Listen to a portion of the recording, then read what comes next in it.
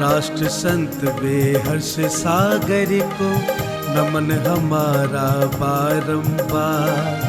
परम पूज्य आचार्य के मुख से बरसेगी अमृत की धार। दीप चंद्र आशा देवी के प्रिय हुए तुम कुलभूषण। गुरु विराग सागर महाराज के शिष्य रूप में आभूषण। कीर्ति आपकी घर घर फैली, भक्त आप से करते प्यार। परम पूज्य आचार्य के मुख से बरसेगी अमृत की धार। जो भी सुने आपकी वाणी, आपका ही वो हो जाए। प्रभु के जैसा तेज है मुख पे, जो देखे वो खो जाए। धर्म विमुख भी लौटाते हैं, जो सुन ले तुमको एक बार। परम पूज्य आचार्य के मुख से बरसेगी अमृत की धार।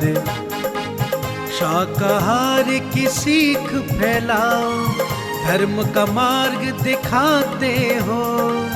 जीवन की क्या सच्चाई है, सब विस्तार बताते हो। सुने आपकी जो भी वाणी, हो जाए वो भव से पार। परम पूज्य आचार्य के मुख से बरसेगी अमृत की धार। आओ गुरुवर की वाणी को आत्मसात हम करते हैं। सुनकर इनके प्रवचनों को धर्म से झोली भरते हैं। जिन वाणी चैनल करता है, प्रेषित चरणों में आभार। परम पूज्य आचार्य के मुख से बरसेगी अमृत की धार। इस कार्यक्रम के पुण्यार्जक हैं Shri Subodh Chhabra, Shrimati Meena Chhabra, Shri Sushil Chhabra, Shrimati Meenu Chhabra, SK industries, Chhabra enterprises, Rajnandgaon, Chhattisgarh.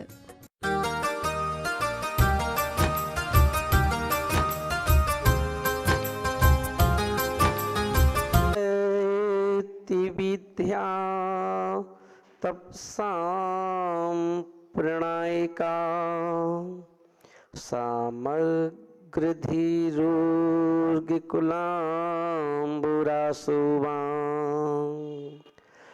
मया सदा पार्श्वजना प्रणम्यते। विलीन मिथ्या पथदृष्टि विभ्रमा, विलीन मिथ्या पथदृष्टि विभ्रमा। बोले भगवान महावीर स्वामी की जय। 24 तीर्थंकर भगवान की जय। गणाचार्य गुरुदेव श्री विराग सागर जी महाराज की।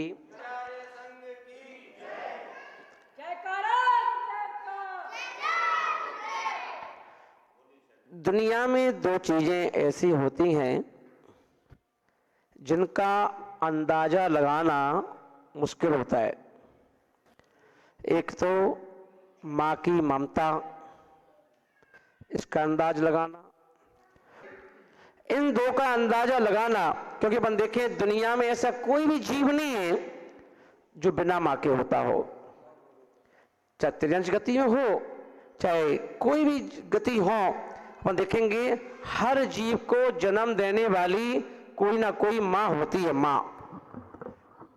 और अपन देखेंगे कि हर जीव की एक माँ होती है, पर ये जरूरी नहीं है कि हर माँ का एक अच्छा बेटा हो। माँ सबके पास होगी, पर जरूरी नहीं कि हर माँ के लिए एक बेटा बहुत योग्य बेटा हो, एक होनहार बेटा हो, ये जरूरी नहीं है। तो इसीलिए कहा जाता है फिर भी माँ के लिए अपना बेटा राजा बेटा लगता है।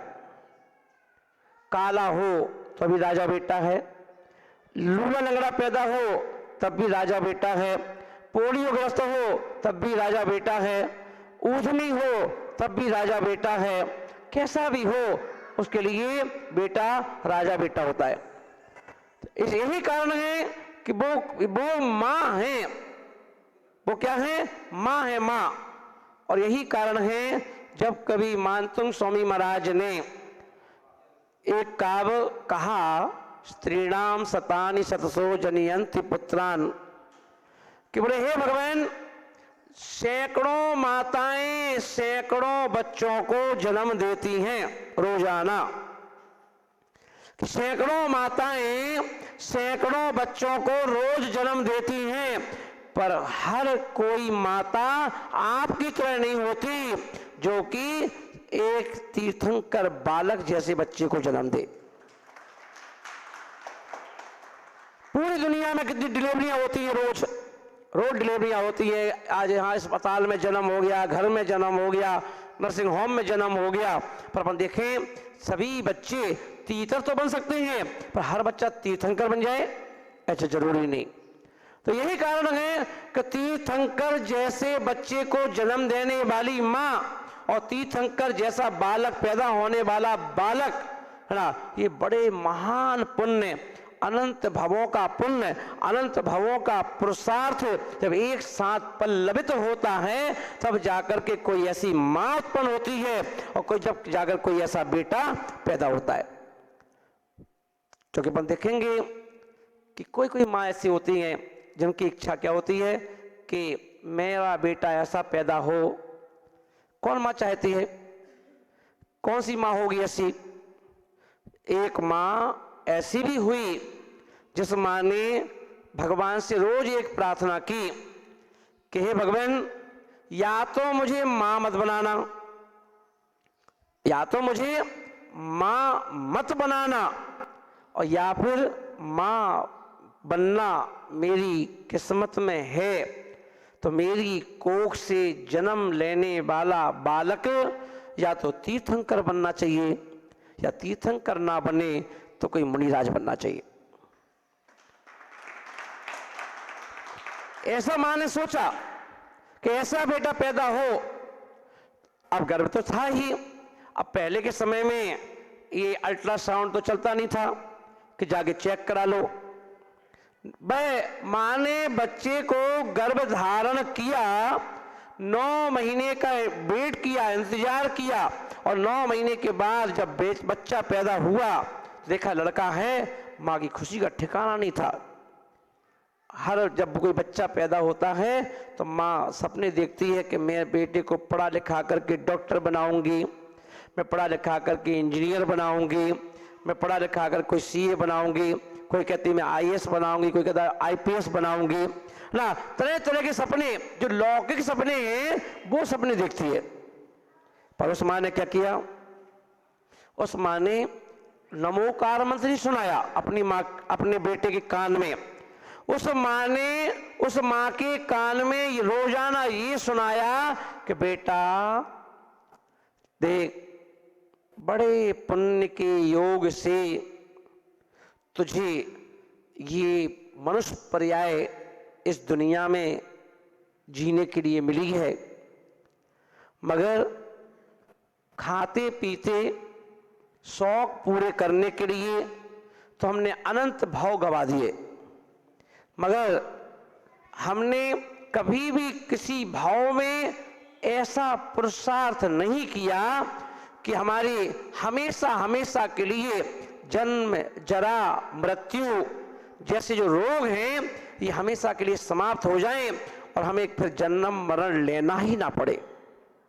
इसलिए बेटा, ये तेरी माँ ये चाहती है कि तू एक काम कर, तू मुनिराज बन। क्योंकि यदि मेरी कोख से जन्म लिया हुआ बालक यदि मुनिराज बन जाए तो इससे अच्छा माँ के लिए क्या अच्छा हो सकता है कि मेरी कोख से कि 9 महीने मैंने गर्भ के कष्ट सहन किए, 9 महीने मैं तेरे चक्कर में अच्छे से खा भी नहीं पाई, मैं तेरे चक्कर में चल फिर भी नहीं पाई, इसलिए सज भी नहीं पाई। कि अपन देखते हैं जब माँ के पेट में गर्भ पल रहा हो तो उस माँ के लिए कहा जाता है कि वो 9 महीने तक काजल ना लगाए, आंखों में काजल ना लगाए। पूछा गया कि भाई क्यों ना लगाए काजल? बोले देखो 9 महीने तुम्हें काजल का त्याग करना पड़ेगा यदि तुम अपने ही बच्चे की आंखें सुरक्षित चाहते हो। यदि 9 महीने के गर्भ के टाइम में यदि माँ श्रृंगार करते हुए काजल लगाती है तो उसके काजल लगाने से जो बच्चा गर्भ में होता है उसकी आंखें कमजोर हो जाती हैं। काजल मां लगाएगी, आंखें कमजोर किसकी होंगी? उस बच्चे की होंगी।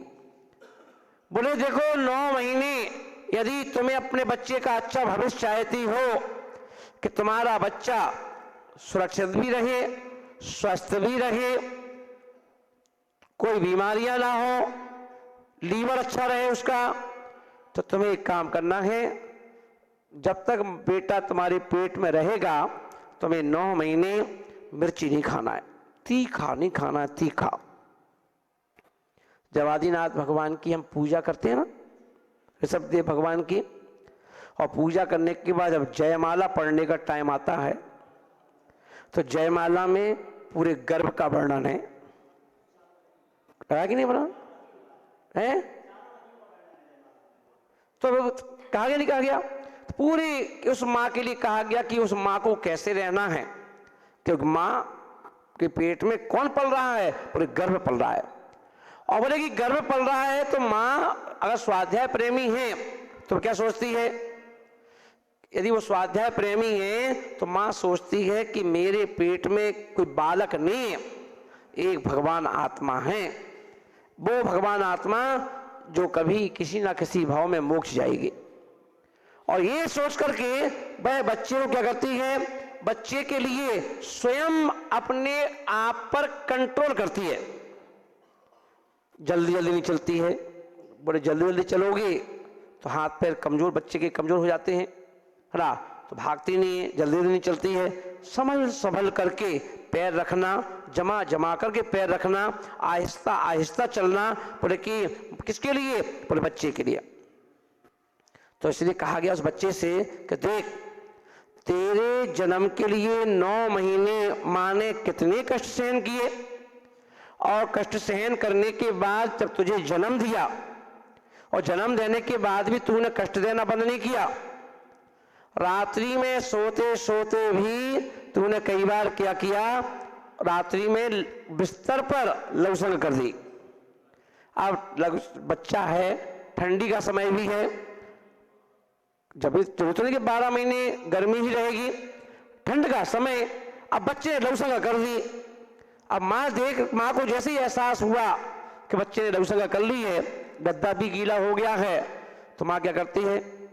ना चिल्लाती है, ना रोती है, ना गालियां बकती है, ना धक्का देती है। क्या करती है? देखती करी इसने लघुशंका कर ली है तो कहिए अब लघुशंका की जो ठंडक रहेगी उससे इस बच्चे को निमोनिया ना हो जाए, बुखार ना हो जाए, तो माँ क्या करती है? खुद गीले में सरक जाती है और बच्चे को सूखे में सुला देती है।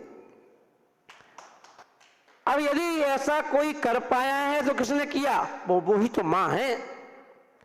इसीलिए कहा जाता है कि माँ के उपकार को कोई भी बेटा कभी भी चुकता नहीं कर सकता। उसके उपकार को भी चुका सकता है क्या? नहीं चुका सकता। बोले कि माँ, तभी तो माँ है। बोले कि भैया यदि तू अपनी चमड़ी को निकाल करके चप्पल भी बना दो माँ के लिए, तब भी तू माँ के उपकार को नहीं चुका पाएगा। तो वो माँ है। इसलिए वो माँ क्या चाहती है कि मेरे गर्भ से निकला हुआ बच्चा क्या करे? अपनी लाइफ को ऐसे जिए कि हमें भी गर्व हो और हम गर्व से कहें कि हमारा बेटा है। महावीर भगवान को कितना गर्व होता होगा अपने बच्चे पे कि बताओ, दुनिया में 3 लोक पर राज करने वाला बेटा उसने जन्म दिया है। 3 लोक के जीव जिस बेटे की वंदना कर रहे हो, उनके गुणों को गा रहे हो, माँ को कितनी खुशी हो रही होगी कि बताओ मेरा बेटा 3 लोक का नाथ है। माँ कितनी खुश होती होगी कि मैंने उस बच्चे को गर्भ में धारण किया है जिसके जन्म होने के 6 महीने पहले से और 9 महीने गर्भ के 15 महीने तक देवताओं ने रत्नों की वर्षा की। एक दिन में 10.5 करोड़ रत्न बरस रहे हैं। माँ को कितनी खुशी होगी। इसलिए तो कहा गया दिस इज द चांस। ये जीवन क्या है, एक अवसर है आत्मा के कल्याण करने के लिए, आत्मा के बोध के लिए, आत्मा के शोध के लिए, आत्म समाधि के लिए, आत्म कल्याण के लिए। क्योंकि निकल गया तो फिर 84 लाख योनि में भटकना पड़ेगा। तो माँ क्या चाहती है कि मेरी कोख से जन्म लिया है तो वो बच्चा अमर हो जाए। कितनी खुशी होती है कि भगवान महावीर स्वामी की पूजन करो, चाहे महावीर स्वामी की आरती करो। क्या करना है, उसमें माँ का नाम आता है, पिता का नाम आता है, माता सदा के लाडले सिद्धार्थ के लाल नाम आता है। तो क्यों बोले को ने ऐसा काम किया है महावीर भगवान ने कि खुद ने तो अपना कल्याण कर लिया पर उन माता पिता का भी मान बढ़ा दिया। कितना मान सम्मान बढ़ा दिया। और फिर उसी बालक ने जब भगवान महावीर स्वामी की भूमिका समूह शरण में बैठकर जब उन्हें उपदेश दिया तो दुनिया में अपन देखते हैं, दुनिया में जितने भी उपदेश दिए जाते हैं वो उपदेश दिए जाते हैं कंफर्ट जोन में कैसे जाना है, सुख सुविधाओं वाली लाइफ कैसे जीना है, क्या आपको सुख सुविधाएं मिले, अच्छा खाने को मिले, अच्छा पहनने को मिले, अच्छा सोने को मिले, ये हर कोई टिप्स देता है। पर भगवान महावीर स्वामी ने क्या किया, इसके पलट उल्टे क्या किया उन्होंने, बेबी क्या किया उन्होंने, भगवान महावीर स्वामी ने ये उपदेश नहीं लिया कंफर्ट जोन में जाओ। उन्होंने तो बल्कि ये कहा कि कंफर्ट जोन में यदि रहते हो तो उससे बाहर निकल करके अनकंफर्ट जोन को स्वीकार करो। होता अगर सुख इस संसार में तो तीर्थंकर क्यों त्यागे। अगर इतना ही सुख होता तो तीर्थंकर भगवान उस सुख को क्यों त्याग करते। क्या उनके घर में कोई कमी थी? कितना सुख है हमारे पास। हमारे पास 1 मंजिल का मकान होगा, 2 मंजिल का मकान होगा, 3 मंजिल का मकान होगा, मगर उनके पास कितना बड़ा मकान, 84 मंजिल का मकान है। नंद्याव्रत मकान का नाम क्या था, नंद्याव्रत भवन, जिस भवन में भगवान महावीर स्वामी रहते थे।